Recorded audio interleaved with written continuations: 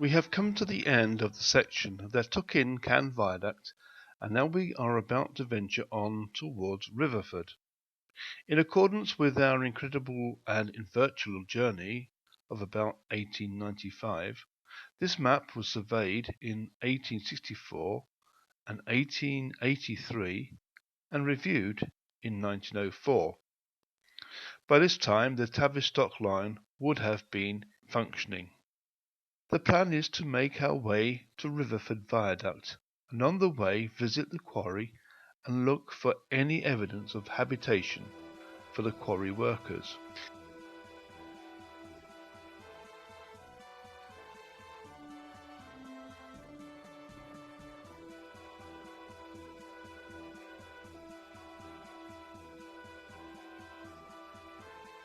Before I pressed on, the peregrine falcons were nesting and were just visible with the camera.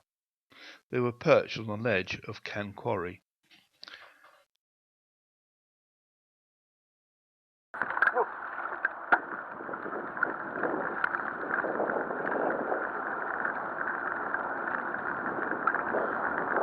And so we set off, and immediately we can see how the railway cut through the rocks to make the route as straight as possible.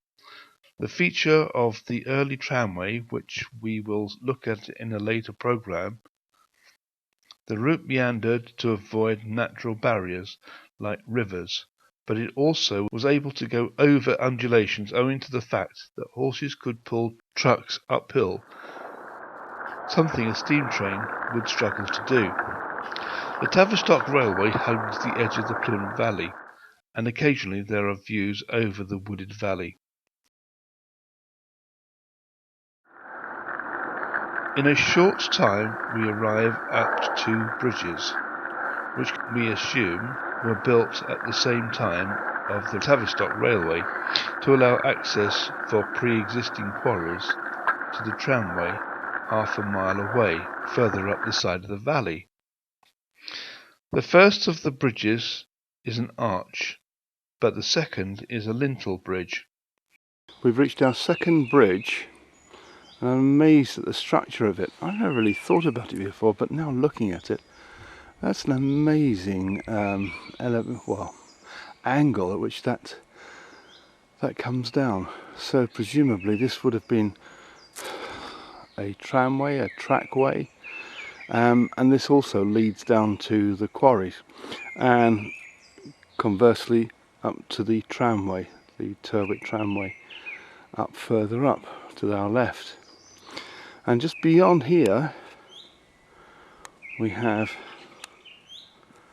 the Riverford Viaduct. Okay, now look at this structure. Now this is very unique really, because it's plain old pillars, okay, made of granite I think, and three cast iron lintels coming across, but within that, look at that, if I can get in closer, you can see that the actual archway is, well, forms archways. The underneath is made of brick and arched or vaulted, or whatever you like to call it, to give it its strength. How interesting. I'm taking a trip over the top of this bridge, as nothing is here by accident, it's there for a purpose. And looking at the old 1604 amended map, 1604, 1904 amended map, it appears to me that beyond here there is a route over to the old tramway, and that itself tells a story. Alright, that's the cycle path, which once the railway, single track railway, going up to Yelverton. And continuing on here. But my ambition is to walk this way and find the link to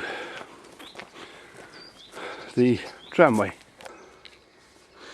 Coming up over our bridge and following this path up, this will eventually double back on itself, a dog's leg, up to the tramway. So there was some sort of linkage going on. Now this goes down to the quarries. You can see it's difficult to tell here, but this is a tremendously steep slope, which just goes to show you can take horses, well, you can't take trains. It comes steeply up here, up over the bridge and beyond, and up to the tramway, a little way up there. Access to the quarry and its quarrymen's cottages was by way of this zigzag path. The steep incline may well have been part of a steam-powered incline railway. The engine would have been a static one. This would have been the most likely route to bring up the slates taken from the quarry. The zigzag path is much more extreme for cyclists to achieve an adrenal rush. However, I took it at a much more gentle rate.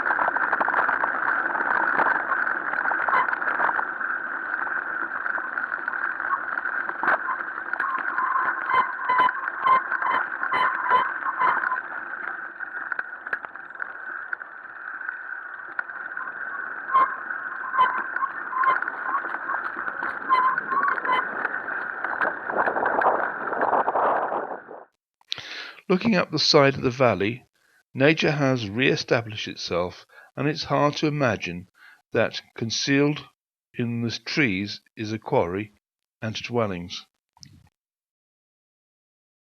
Right, we've just come down this zigzag path down here, and by my thumb is the quarry that we briefly stopped at. Now we've come down a little bit more, and it looks as though the path goes back up again to here, now up to the next bridge. Unfortunately we can't reach that point, but right where I'm standing here at the bottom of the path, you can perhaps tell that it's really overgrown and not very penetrable, where at one point there was a house. Retracing my step back up the path, I aimed to look for the quarry and for the old dwellings shown on the maps. However, there were dwellings here up to the mid-20th century. The picture shown in Ernie Hoblin's book, Industrial Archaeology of the Plym Valley, shows that these dwellings were quite substantial. Eventually the houses were bought by Isaac Foote, who, it seemed, cared little for the rent he managed not to collect, nor the upkeep of the properties. By 1960, the properties passed to the National Trust. As to where the fabric of the houses went, it is difficult to ascertain. The quarry was easy to find. Being on one of the sharp bends, the quarry may have been in operation at around the census of 1841. Comparing the size of this quarry at Riverford with those at Cannes or Rampal, this was not such a large operation. It is an obvious quarry. Here we go. Alright. And it's all covered in greeny stuff now, ferns and what have you. But nonetheless you can see the quarry workings. And looking up towards the top where we've just come from on the railway. But look at that, and amazing, isn't it? Actually, I've climbed in, found a little pathway through into one of the areas where a cottage would have been, and there is evidence of stonework in little bits around here. If you look over there, for example, underneath there, there's sort of workings there, and coming around here, if I can just get onto that, there's only little bits there. Okay, it would have been just the what's left of the cottages. And back over here, if we look through there, there's some sort of pathway that goes through, and you can see there's a retaining wall. And this mass of brambles and undergrowth is the only testament we have to a cottage that was once here. That was the second cottage on the site. As you can see, it was buttressed up along here to form the pathway from the zigzag path. There was opportunity while filming to take in the tranquility of the beautiful valley before I made a perilous journey to Riverford below the viaduct. The power of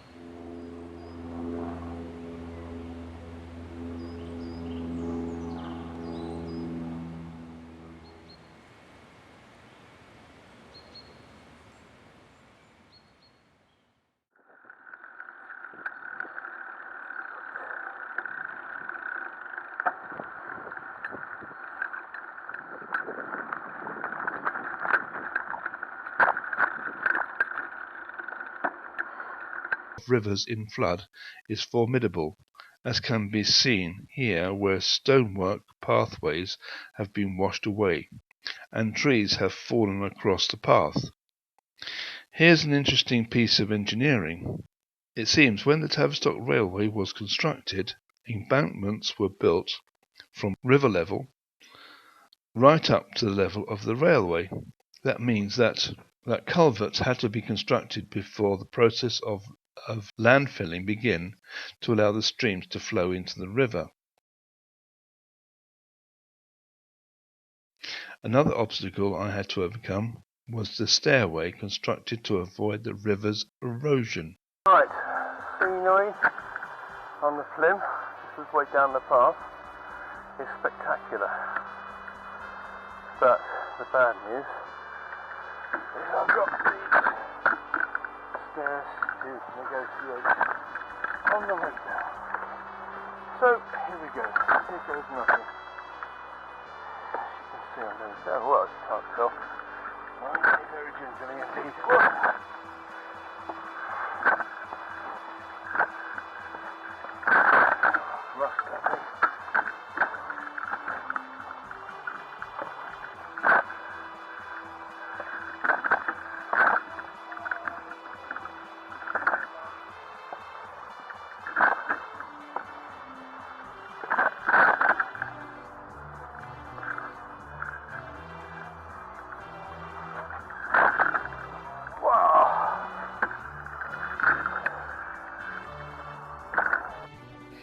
We arrive at the steep valley over which the Riverford viaduct spans. Along the bottom of this valley is a brook which flows into the River Plym. Much like the Cann Viaduct, the arch structure is very similar in construction. Indeed, the original viaducts were fan-tailed wooden structures built onto pillars, as seen at Cann. However, these pillars are much loftier.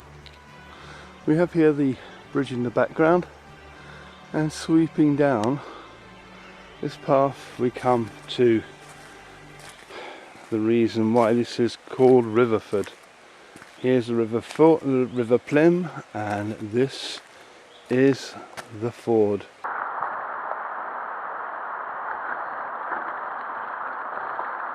It's at times like these that it's good to have a footbridge, because I don't know how I would have crossed over this stream otherwise.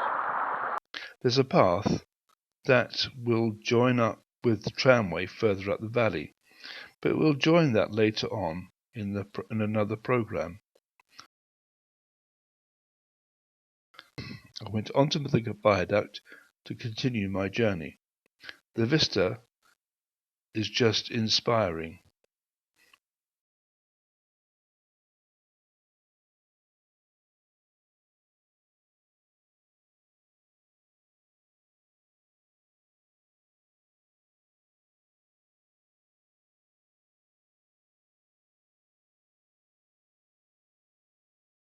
From here, I will continue my incredible journey